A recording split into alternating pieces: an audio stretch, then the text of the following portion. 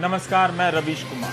महाराष्ट्र की राजनीति में जो कुछ हुआ उसका इल्जाम वहां की राजनीति में पैसे के रोल पर इस तरह से डाला जा रहा है जैसे बाकी राज्यों में राजनीति सत्तू फांक के होती है। पैसा पैसा का नाम लेकर जिस राजनीति को नॉर्मल बताया जा रहा है, ऐसा कहने वाले लोग बहुत चालू हैं। वे इस सवाल को उठाने का साहस नहीं कर पा रहे हैं कि 27 जून को प्रधानमंत्री नरेंद्र मोदी जिस एनसीपी को महाभ्रष्ट बता रहे थे, उसी के विधायक उनकी सरकार में शामिल होते हैं और एक विधायक उप मुख्यमंत्री बन जाते हैं। शरद पवार की सहमति है या नहीं, इसके नाम पर भी चर्चाओं को भटकाया जा रहा है ताकि यह सवाल ना पूछा जा सके कि जिस एनसीपी को प्रधानमंत्री ने खुद भ्रष्ट बताया है, उसके विधायकों को अपनी सरकार में क्यों शामिल किया गया। क्या इनके शामिल होने में मोदी की सहमति है या नहीं। शरद पवार की सहमति पर बात हो रही है, मोदी की सहमति पर बात ही नहीं कर रहे हैं। शरद पवार ने ट्वीट किया है कि एनसीपी के राष्ट्रीय अध्यक्ष के नाते उन्होंने प्रफुल्ल पटेल और सुनील तटकरे को पार्टी से निकाल दिया है। दोनों को दल विरोधी गतिविधियों में शामिल होने के कारण निकाला गया है।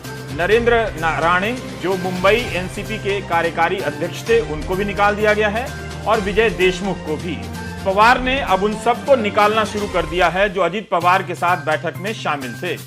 एनसीपी ने दल बदलने वाले विधायकों के खिलाफ कोर्ट में याचिका भी दायर की है। जिस पवार को सब इस खेल में शामिल बता रहे थे, अब उसी पवार को साबित करना पड़ रहा है और वे साबित करने की राह पर चलते हुए नजर भी आ रहे हैं कि खेल उनके साथ हुआ है, वे इस खेल में शामिल नहीं थे। अरब सागर की इन लहरों ने महाराष्ट्र के कई नेताओं का दौर देखा है। यहां की जनता भी कंफ्यूज नहीं है और ये लहरें भी नहीं। इन्हें साफ साफ पता है कि जहाज लूटने वाले कौन लोग हैं। गोदी एंकर भले ही कहते रहे कि शरद पवार राहुल गांधी के साथ दिख गए तो एनसीपी के विधायक अपनी पार्टी छोड़ गए और मुख्यमंत्री शिंदे के नेतृत्व वाली बीजेपी सरकार में मंत्री बन गए, मगर इन लहरों को पता है कि करीब 2.5 साल तक महाराष्ट्र में कांग्रेस, शिवसेना और एनसीपी की सरकार चली, तब तो एनसीपी में बगावत नहीं हुई। शरद पवार और राहुल गांधी तो कई बार मिले हैं और दोनों की खूब तस्वीरें भी हैं। तो अब ऐसा क्या हुआ कि पटना की बैठक में राहुल को देखकर ये विधायक बीजेपी के साथ चले गए। इन लहरों को पता है कि उस बैठक में तो और भी कई नेता मौजूद थे। फिर राहुल गांधी को क्यों बहाना बनाया जा रहा है और उन्हें क्यों निशाना बनाया जा रहा है। राहुल गांधी तो अब चुनाव भी नहीं लड़ सकते। न पटना की बैठक में राहुल गांधी को प्रधानमंत्री का उम्मीदवार चुना गया, न शरद पवार या प्रफुल्ल पटेल ने ऐसी कोई शर्त रखी। समंदर की लहरों को देखकर उसकी गहराई बताने वाले गोदी एंकर को दरअसल कुछ भी पता नहीं है, ना ही वे पता करने वाले असली सवालों को पूछने के लायक रह गए। इसलिए कि गोदी मीडिया प्रधानमंत्री नरेंद्र मोदी से सवाल ना करें कि हम आपकी बात पर कैसे भरोसा करें। आपने मध्य प्रदेश के बीजेपी नेताओं से कह दिया कि एनसीपी भ्रष्ट पार्टी है और महाराष्ट्र में बीजेपी की सरकार में एनसीपी के विधायक शामिल हो जाते हैं। इस सवाल से पूछने भर से गोदी मीडिया की दुकान बंद हो जाएगी। इसलिए उसके एंकरों ने पुरानी दुकान चालू कर दी, राहुल गांधी को जिम्मेदार बताना शुरू कर दिया। जिस दिन राहुल गांधी को इतनी बड़ी टूट का जिम्मेदार बताया जा रहा था, उस दिन राहुल गांधी तेलंगाना में रैली कर रहे थे। इस रैली में भीड़ तो दिखती है और इसे कवर करने का तरीका भी 2014 के मोदी की रैली से मिलता जुलता है। बस फर्क यह है कि तब भी मोदी के साथ अनेक चैनल थे और आज भी हैं। राहुल की रैली में आज भीड़ है मगर उनके साथ कोई चैनल नहीं और उनकी पार्टी के नेता गोदी मीडिया को कोस रहे हैं कि चैनलों पर यह क्यों नहीं दिखाया जा रहा। यह कहना बहुत ज्यादा होगा कि एनसीपी की टूट का यह दिन इसलिए चुना गया ताकि तेलंगाना की रैली को ना दिखाया जाए। सच्चाई यही है कि 2 जुलाई को एनसीपी नहीं टूटती, तब भी गोदी मीडिया राहुल की इस रैली को नहीं दिखाता। और उससे भी बड़ी सच्चाई यह है कि इसके बाद भी कांग्रेस के बड़े नेता और प्रवक्ता इन्हीं गोदी चैनलों के गोद में बैठकर इंटरव्यू देते हुए नजर आते। तो यह बात बोगस और बकवास है कि शरद पवार राहुल गांधी के साथ पटना में दिख गए, इसलिए अजीत पवार बीजेपी की सरकार में चले गए। अजीत पवार के दल बदल की बात बहुत पहले से हो रही है। अब शरद पवार की मंजूरी से हुआ या उनसे बगावत हुई है, यह तो शरद पवार ही बेहतर बता सकते हैं। और उनके जवाब को कितना स्वीकार करेगी जनता, यह लोगों में पवार की विश्वसनीयता पर निर्भर करता है। जनवरी का महीना खत्म होने वाला था और गौतम अडानी के खिलाफ, उनकी कंपनियों के खिलाफ हिंडनबर्ग की रिपोर्ट आई थी। राहुल गांधी अडानी के खिलाफ आक्रामक होने लगे थे। तभी शरद पवार की मुलाकात अडानी से होती है। तब विपक्ष संयुक्त संसदीय समिति से हिंडनबर्ग की रिपोर्ट के आलोक में जांच की बात कर रहा था। इस बार खुद पवार ने विपक्ष की मांग को कमजोर कर दिया और कहा कि जेपीसी की मांग में दम नहीं है। लेकिन विपक्ष की नाराजगी के बाद कुछ दिनों के भीतर ही बयान में बदलाव किया। कहा कि अगर पूरा विपक्ष मांग करेगा तो वे जेपीसी का विरोध नहीं करेंगे और साथ देंगे। इसके कुछ दिन बाद अडानी से मुलाकात भी की, जिसके बाद बीजेपी के नेता, आईटी सेल और गोदी मीडिया के एंकर उछल कूद मचाने लगे कि विपक्ष की मांग में अब कोई दम नहीं। गोदी मीडिया जितना सरकार का साथ देती है, सरकार भी उतना अपनी सरकार का साथ नहीं देती। बीजेपी के कितने ही मंत्री अडानी और पवार की मुलाकात को लेकर ट्वीट करने लग गए थे। यह सही है कि प्रधानमंत्री नरेंद्र मोदी 2014 से ही एनसीपी को महाभ्रष्ट बताते रहे हैं, लेकिन इसके बाद भी नरेंद्र मोदी ने शरद पवार को जेल में डालने से लेकर सजा दिलाने की हिम्मत नहीं की। शरद पवार जरूर प्रधानमंत्री मोदी की राजनीति के खिलाफ रहे हैं, मगर उन्होंने इस तरह से हमला कभी नहीं किया। प्रधानमंत्री नरेंद्र मोदी के साथ संवाद का रास्ता भी बनाए रखा। बल्कि कुछ मौके ऐसे भी आए जब उनकी पार्टी कांग्रेस और शिवसेना के साथ मिलकर सरकार बनाने की तैयारी कर रही थी और खबर आती है कि शरद पवार ने नरेंद्र मोदी से मुलाकात कर ली है। हिंदू अखबार की यह खबर देखिए, 30 जून 2022 की है। अखबार लिखता है कि राज्यपाल कोश्यारी ने महाराष्ट्र में राष्ट्रपति शासन लगाने का प्रस्ताव भेज दिया है। ठीक उसी वक्त एनसीपी, शिवसेना और कांग्रेस सरकार बनाने की रणनीति पर बात कर रही थी, लेकिन शरद पवार प्रधानमंत्री मोदी से मिलने चले गए। कारण बताया कि राज्य के किसानों की हालत खराब है, उनके लिए प्रधानमंत्री से मिलने गए। तब भी एनसीपी, शिवसेना और कांग्रेस के नेता मुश्किल में आ गए कि अब क्या जवाब दें। बाद में शरद पवार के साथ उद्धव ठाकरे की बातचीत हुई और महाविकास अघाड़ी के नाम से सरकार बनी। ठीक इसी तरह कुछ महीनों के बाद जून 2022 में महाविकास अघाड़ी की सरकार गिरने से पहले 6 अप्रैल 2022 को पवार मोदी से मिलने चले गए। दोनों की मुलाकात करीब 20 मिनट चली। उस समय एमबीए के नेताओं पर ईडी का शिकंजा गहरा हो रहा था। महाराष्ट्र के गृह मंत्री अनिल देशमुख को सीबीआई ने गिरफ्तार कर लिया था और संजय राउत के खिलाफ ईडी ने कार्रवाई की थी। उस समय शरद पवार ने कहा था कि प्रधानमंत्री से संजय राउत को लेकर बातचीत हुई। पत्रकारों ने जब पूछा कि प्रधानमंत्री ने क्या कहा, तो उनका जवाब था कि उन्होंने प्रधानमंत्री की प्रतिक्रिया नोट नहीं की। यही नहीं, इस बैठक के बाद पत्रकारों ने जब अजित पवार से पूछा तो उन्होंने कहा कि इस बैठक के बारे में पता नहीं। ठीक उसी तरह से जब 2 जुलाई की बैठक के बारे में शरद पवार से पूछा गया तो उन्होंने कहा कि इस बैठक के बारे में पता नहीं। अजीत पवार विपक्ष के नेता हैं और बैठक बुला सकते हैं। अब उसी अजीत पवार को दल विरोधी गतिविधियों में शामिल होने के आरोप में शरद पवार ने पार्टी से निकाल दिया है। इस बार प्रफुल्ल पटेल से लेकर अजीत पवार तक विकास के नाम पर शिंदे की सरकार में शामिल हो गए। ये बड़ा झटका है शरद पवार की राजनीति के लिए और महाराष्ट्र की जमीन से पैदा हुई राजनीतिक दलों के लिए। शिवसेना के बाद एनसीपी दूसरी बड़ी पार्टी है जो महाराष्ट्र की राजनीति की पहचान राष्ट्रीय स्तर पर रखती थी। दोनों ही पार्टियां समाप्त कर दी गई हैं। आपको यह तस्वीर याद होगी, 2019 में सतारा में पवार भाषण दे रहे थे, बारिश होने लगी और भीगने लगे। भाषण नहीं रुका, उनके कार्यकर्ताओं में जोश भर गया कि उनका नेता मोर्चे पर खड़ा है। मामला यह था कि शरद पवार और अन्य पर ईडी ने 25,000 करोड़ के कोऑपरेटिव घोटाले का मामला दर्ज किया था। रोज उन्हें ललकारा जाता था कि ईडी बुलाएगी। ईडी ने समन नहीं भेजा, मगर पवार ने कह दिया वे ईडी के दफ्तर जाएंगे। तब पुलिस को कहना पड़ा कि आप मत आइए, कानून व्यवस्था की समस्या हो जाएगी, और पवार नहीं गए। अंत में इस केस का क्या हुआ, भ्रष्टाचार के खिलाफ कार्रवाई की गारंटी देने वाले प्रधानमंत्री मोदी ही बता सकते हैं। लेकिन ये रिश्ता क्या है? पवार ईडी के पास जाना चाहते थे, पुलिस रोकने लगी कि कानून व्यवस्था की समस्या हो जाएगी, और यह सुविधा केवल उन्हें मिली, राहुल गांधी को नहीं मिली। ऐसा लगता है कि प्रधानमंत्री को तय करने में 10 साल लग गए कि 82 साल के इस नेता को राजनीतिक रूप से निपटाएं या ईडी के जरिए। लगता है इस बार दोनों में संतुलन साध लिया गया।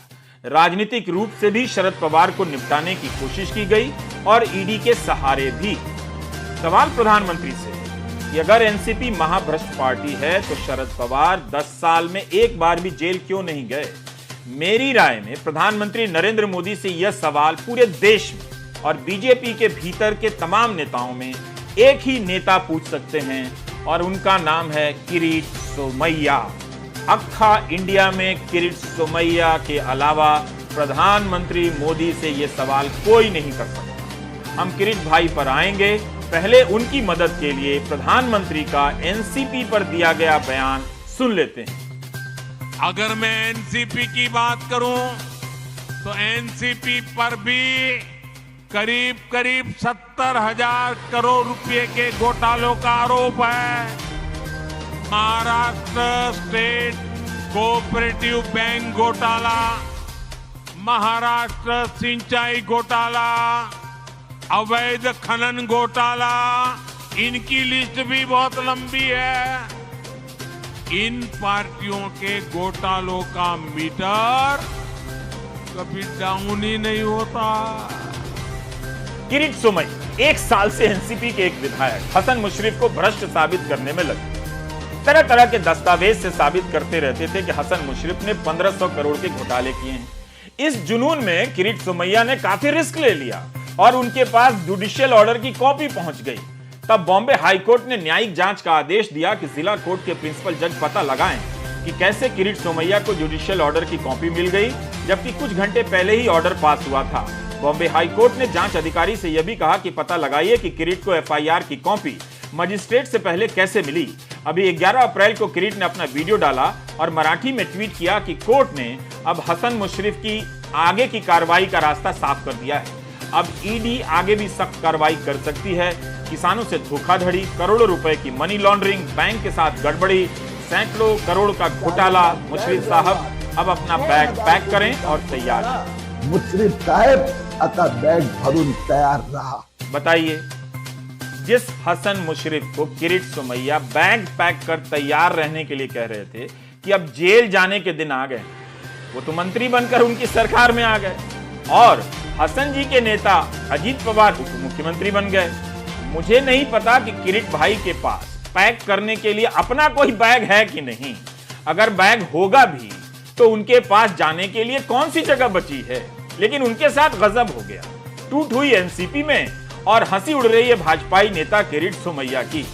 4 अप्रैल को किरीट सोमैया ने ट्वीट किया था कि ईडी ने हसन मुशर्रफ से जुड़े व्यक्ति के 9 ठिकानों पर छापे मारे हैं। हसन मुशर्रफ को हिसाब देना पड़ेगा। बताइए आप लोग, किरीट सोमैया क्या करें? आप लोग बताइए। अब तो उन्हें हसन मुशर्रफ से मिलने के लिए टाइम लेना पड़ेगा। किरीट भाई ने कौन सी गलती की जो उन्हें इतनी बड़ी सजा दी गई? जिसे भ्रष्टाचारी साबित कर रहे थे, मोदी जी ने उसे ही मंत्री बनवा दिया। मैं आप सभी से गुजारिश करूंगा कि हंसना बंद कीजिए, ये मैटर बहुत सीरियस है। मुझे पूरा यकीन है कि जब किरीट सोमैया ने प्रधानमंत्री मोदी का यह भाषण सुना होगा कि भ्रष्टाचारी को नहीं छोड़ने की गारंटी दे रहा हूं, वे गर्व से भर गए होंगे, काफी गर्व हुआ होगा। उनकी जगह मैं होता तो खुशी से समंदर में छलांग लगाता। लेकिन जो हो गया किरीट सोमैया के साथ, वो मेरे साथ हुआ होता तो उस हालत में तालाब के किनारे जाता, 2 लोटा पानी से नहाकर चुपचाप घर चला जाता ताकि कोई देखे नहीं। ये जो हुआ है बहुत सैड हुआ है सोमैया जी के साथ। दे दो, दे दो, दे दो। अगर उनकी घोटाले की गारंटी है तो मोदी की भी एक गारंटी है।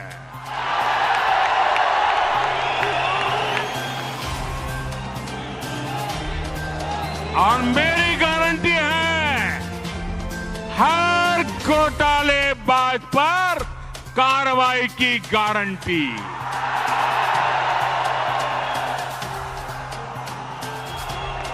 हर चोर लुटेरे पर कार्रवाई की गारंटी। जिसने गरीब को लूटा है, जिसने देश को लूटा है, उसका हिसाब तो हो करके रहेगा। प्रधानमंत्री परिवारवाद से नफरत करते हैं और परिवारवाद को पार्टी में ले आते हैं। अजीत पवार, ज्योतिरादित्य सिंधिया और अब चिराग पासवान के मंत्री बनाने की चर्चा चल रही है। ये लोग किस कोटे से परिवारवादी नहीं है, जरा बताइए। और केवल राहुल गांधी हैं, ये भी बताइए। जनता से कहते हैं कि गांधी परिवार के बच्चों के लिए वोट मत देना, और खुद कई परिवार के बच्चों को अपनी पार्टी में ले आते हैं क्योंकि इन्हें सरकार बचानी है, चुनाव जीतना है। प्रधानमंत्री मोदी से कोई यह सवाल नहीं पूछेगा। मैं समझता हूं कि अब तो किरीट सुमैया भी पूछने के लायक नहीं रहे। अब क्या होगा इस देश का? वाकई भरी धूप में अंधेरा छा गया है। आपको गांधी परिवार के बेटे बेटी का विकास करना हो तो फिर कांग्रेस को वोट दीजिए। आपको मुलायम सिंह जी के बेटे का भला करना है तो फिर समाजवादी पार्टी को वोट दीजिए। अगर आप लालू परिवार के बेटे बेटियों को उनका भला करना चाहते हो तो आरजेडी को वोट दीजिए। आपको शरद पवार जी की बेटी का भला करना हो तो आप एनसीपी को वोट दीजिए। आपको अब्दुल्ला परिवार के बेटे का भला करना हो तो आप नेशनल कॉन्फ्रेंस को वोट दीजिए। आपको करुणानिधि जी के बेटे बेटियों पोते पोतियों का भला करना हो तो डीएमके को वोट दीजिए।